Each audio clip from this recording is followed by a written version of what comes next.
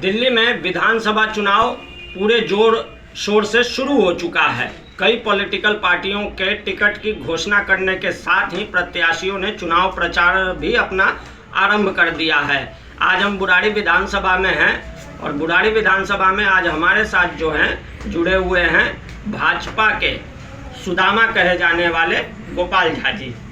आज हम गोपाल झा जी से कुछ प्रत्याशियों को लेकर चुनाव की संभावनाओं को लेकर चर्चा करेंगे। गोपाल जी, आपका बहुत बहुत स्वागत है। पहले तो आपको भी बहुत बहुत धन्यवाद, आभार।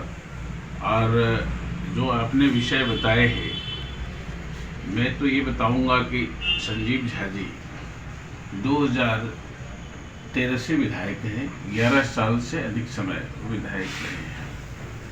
बुराड़ी का क्या हाल है ये आम जनता जानती है।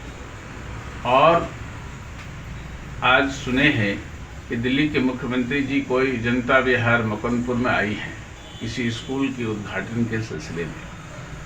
आप सभी जानते हैं कि बुराड़ी के बच्चे जहांगीरपुरी जाते हैं, बुराड़ी के बच्चे आदर्श नगर जाते हैं, बुराड़ी के बच्चे मॉडल टाउन जाते हैं, बुराड़ी के बच्चे मुखर्जी नगर जाते हैं, बुराड़ी के बच्चे बसंटा तक जाते हैं सरकारी स्कूल में पढ़ाई के लिए। जितनी पॉपुलेशन है, 7 लाख के करीब पॉपुलेशन है, उसके 25% बच्चों के लिए भी स्कूल नहीं है। जो स्कूलें हैं उनमें पर्याप्त शिक्षक नहीं है और उसके अलावे जो कक्षा की जो क्षमता है उससे कई गुना बच्चे यहाँ बिठाए जाते हैं। स्कूल के नाम पर जिस तरह से दिल्ली में एक मॉडल पेश कर रहे हैं, अच्छी बेंच लगा देंगे, अच्छी हम कुर्सी लगा देंगे, अच्छी पॉलिश कर देंगे, उससे कभी शिक्षा व्यवस्था अच्छा नहीं हो सकता। उसके लिए ज़्यादा स्कूल बनाना है, अच्छे शिक्षक लाना है, विद्यार्थी को एक टीचर और विद्यार्थी का जो रेशियो है उसको मेंटेन करना है, एक पॉपुलेशन स्कूल का जो रेशियो है उसको मेंटेन करना है। ये सब चुनाव के टाइम में जनता की आंख में धूल झोंकने की बात चल रही है, जो एक दिखावा कर रहे हैं कि हम स्कूल का उद्घाटन इस समय कर रहे हैं या अन्य कोई भी उद्घाटन इस तरह का होता है।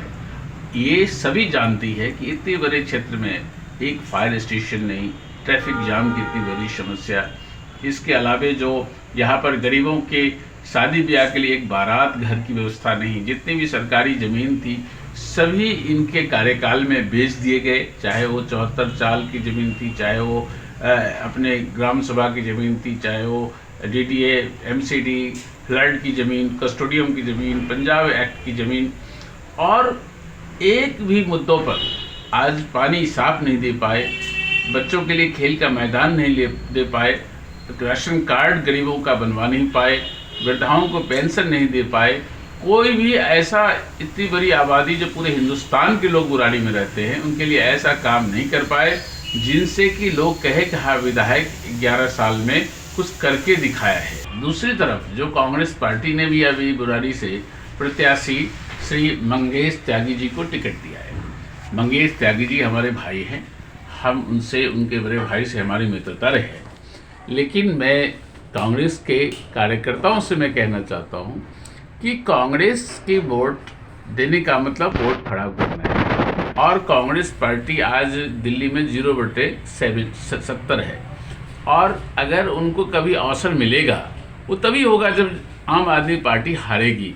तो उनको भी मैं आग्रह करता हूं कि हमारे भाई को आगे के लिए रखें, अभी बीजेपी को मतदान करें, जिससे ये ऐसे लोग हटे, जिससे कि एक अवसर कभी बीजेपी कांग्रेस के बीच में लड़ाई होगी। अभी तो झाड़ू और बीजेपी की लड़ाई है, कांग्रेस पार्टी तो बीच में अपनी एक उपस्थिति दर्ज करने के लिए चुनाव कर रहे हैं और हमारे भाई को इसका बलि का बकरा बना रहे कांग्रेस पार्टी। गोपाल जी, एक सवाल और पैदा हो जाता है कि बीजेपी ने अभी तक अपने प्रत्याशियों की कोई घोषणा नहीं की है, तो जाहिर सी बात है कि लोगों के मन में एक सवाल आ जाता है कि प्रत्याशियों की देर से घोषणा होने के कारण प्रत्याशियों को अपने प्रचार का समुचित समय नहीं मिल पाता।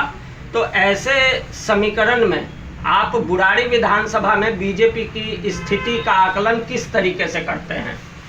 देखिए, जब जनता तैयार हो तो उसमें मैं समझता हूँ कि जितनी भी समय मिलती है उतने में जनता कार्य कर देती है। और जो कार्यकर्ता है, आज भी राय ली गई है, भाजपा भी कोशिश कर रही है कि हम अपने सूचियों को अंजाम दें, लेकिन मैं समझता हूँ कि भारतीय जनता पार्टी के जो दिल्ली के यूनिट हैं वो पिछले 2 वर्षों में जिस तरह से आक्रामकता के साथ जनता तक संवाद पहुंचाई है, अपनी बात पहुंचाई है, और जनता ने भी अपनी बात भाजपा तक पहुंचाई है। कभी भी लिस्ट आएगी तो जनता उस लिस्ट का इंतज़ार कर रही है कि हमें नई सरकार बनानी है, हम उन व्यक्तियों को वोट देंगे। और जिन्होंने टिकट दिया है उनको आशंका है कि हम अगर गुमराह नहीं कर पाए, हम बड़गला नहीं पाए तो हम जीत नहीं पाएंगे। तो जो टिकट थोड़ा पहले दी गई है इसलिए कि गुमराह करने के लिए, बड़गलाने के लिए, जनता के मूड को वो भी भांप रहे हैं कि इस बार उनकी दाल गलने वाला नहीं है। और मैं उम्मीद करता हूँ कि भारतीय जनता पार्टी भी अपना जो भी प्रोसेस है उसको देखते हुए जनता के आकांक्षाओं के अनुरूप टिकट वितरण करेगी।